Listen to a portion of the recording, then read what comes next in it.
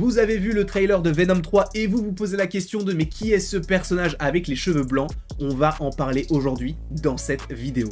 Évidemment, vous avez lu le titre, vous savez que ce personnage s'appelle Knull, mais là on va rentrer en précision sur son histoire du côté des comics, mais également des choses qui peuvent être similaires et associées à ce personnage du côté du MCU, même si, je le rappelle, Knull appartient à l'univers de Sony, et donc un univers différent que celui du MCU. Mais donc oui, pour apprécier cette vidéo dans les meilleures conditions, eh bien il faut avoir vu le trailer de Venom 3. Dans le cas contraire, bon, fuis pauvre fou, mais en même temps, tu peux tout simplement aller voir le trailer et revenir sur cette vidéo si tu te poses la question de mais qui est Knull? Parce qu'en gros, Knull, c'est un être cosmique, céleste, tout ce que tu veux, extrêmement puissant. En gros, c'est le dieu des ténèbres qui vivait dans un monde de ténèbres, et à un moment donné, il va se faire réveiller par un céleste, ou en tout cas par des célestes. Donc une petite connexion avec Eternals. En effet, les Célestes sont ceux qui ont notamment créé du côté du MCU les Éternels, qui vont aider chaque population, chaque peuple, chaque planète à se développer de la meilleure des manières, mais tout en faisant en sorte que ce soit un développement, on va dire,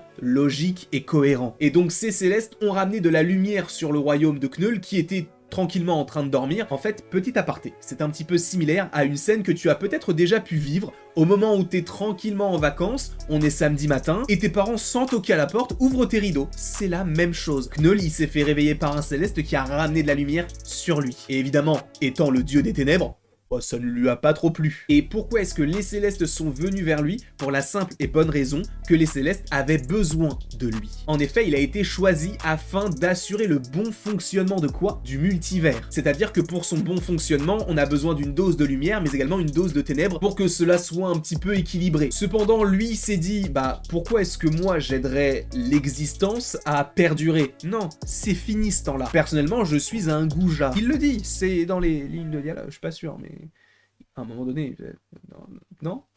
Bon, écoute.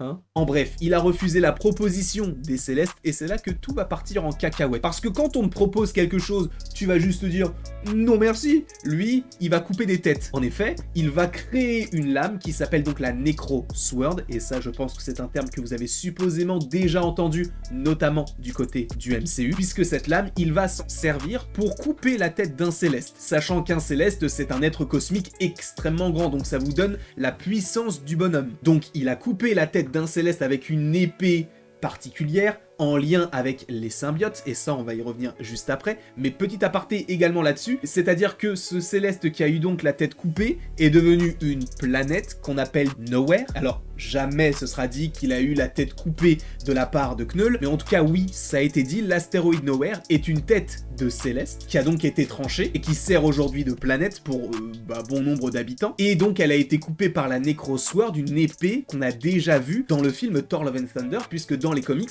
la Necro Sword, c'est une épée qui est en lien évidemment avec les symbiotes, mais surtout en lien avec Gore. Gore qui va donc y récupérer l'épée, mais ça également on va en parler un petit peu plus tard, mais c'est juste pour vous redonner un petit peu de contexte, comme quoi en vrai, Knull, même s'il y a tous ces accords de droit, aurait en soi sa place du côté du MCU par rapport aux choses qui ont déjà été évoquées, sachant qu'en plus de ça, dans Thor Love and Thunder, on ne sait pas vraiment comment Gore a cette épée, elle surgit de nulle part. Donc là, il pourrait y avoir une certaine explication, même si je pense qu'on n'en aura jamais, puisque Knull va rester du côté de Sony. Ainsi, comme je viens de vous le dire, il a créé cette épée, une épée à base de symbiotes, puisque oui, il est à la genèse, il a créé les symbiotes. Certains symbiotes qu'on peut notamment nommer, Scream, Phage, Leisure, évidemment Venom, Carnage, Toxine, bref, il y en a énormément, et il est à la genèse de tout cela. Même s'il est vrai que Carnage ou Toxine sont entre guillemets des enfants ou petits-enfants de Venom, donc en soi c'est lui qui est à la création de Venom. On peut se poser la question de mais pourquoi est-ce qu'il a créé des symbiotes? Eh bien pour l'aider dans sa tâche de conquête en soi. Parce que je vous rappelle que pour lui, l'existence, c'est terminé. Il faut également revenir par rapport à ce que nous voyons dans le trailer, puisqu'on le voit sur un trône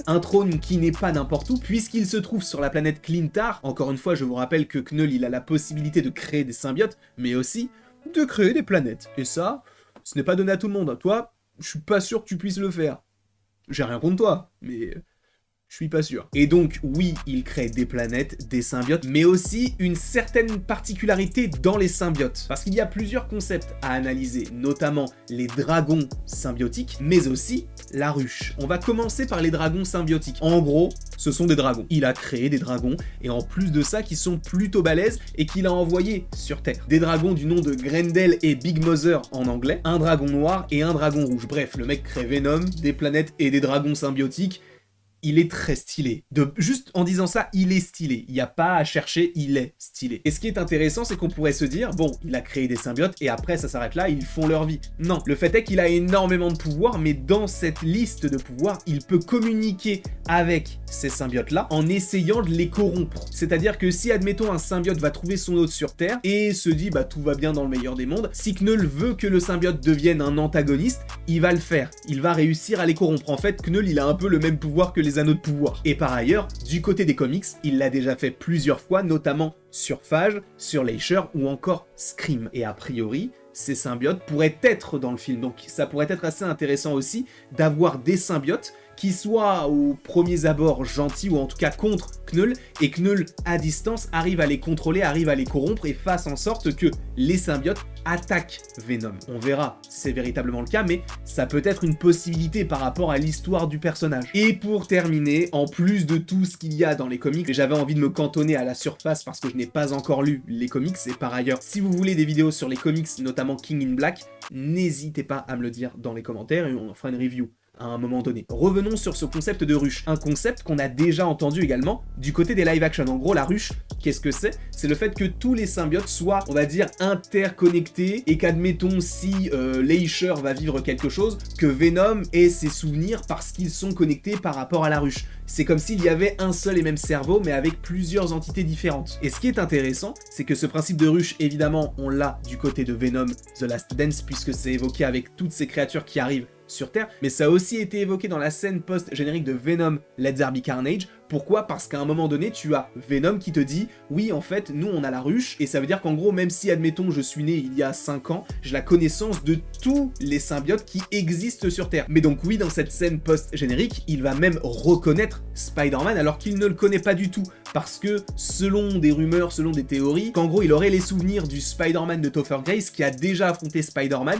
et qui, justement, le voit comme un antagoniste. Il y a ce principe de ruche qui a été légèrement mis en place et qu'on va véritablement beaucoup plus voir dans le film Venom The Last Dance. Voilà ce que j'avais à vous dire concernant Knull. Évidemment, je ne suis resté qu'en surface, il y a d'autant plus de choses plutôt intéressantes sur ce que j'ai trouvé, mais étant donné que ça partait dans des principes un petit peu trop complexes sans avoir lu le comics, je ne me voyais pas en parler, donc c'est pour ça que je vous ai parlé de choses entre guillemets un petit peu simples, mais vous voyez que le personnage est quand même assez sombre. En tout cas, je vous remercie beaucoup d'avoir été présent devant cette vidéo, n'hésitez pas à l'aimer, à la partager, à la commenter et à vous abonner si ce n'est pas déjà le cas, et après tout ceci, il ne me reste plus qu'à vous dire à la prochaine pour la prochaine.